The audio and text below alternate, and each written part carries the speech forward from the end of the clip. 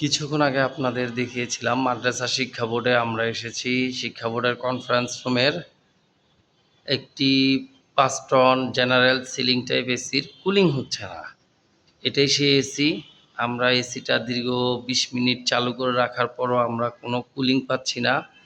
এখন আমরা ইনডোরের check up করলাম, মোটামুটি ইনডোরের সব কিছু ওভারঅল ওকে আছে। এখন আমরা ছাদে আউটডোর রাখা এটার ছাদে যাব, ছাদে যেয়ে দেখব আউটডোরের কি সমস্যা।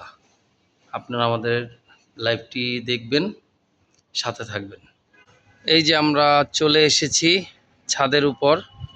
এখন আমরা আপনাদের দেখাবো যে আসলে এসির মূল সমস্যাটা কি, সেটা খুঁজে বের করে সেটা সমাধান দেওয়ার জন্য এই সেই এসি যেটা আমরা আসছি দেখার জন্য। এই এসিটা আউটডোরে ফ্যান চলতেছে, সম্ভবত কম্প্রেসারও চলতেছে, বাট কুলিং হচ্ছে না। এটার কারণটা ফাইন্ড আউট, এদিকে রাখবে, এটার সমস্যাটা ফাইন্ড আউট করব, করে সমাধান করার জন্য আমরা আসা।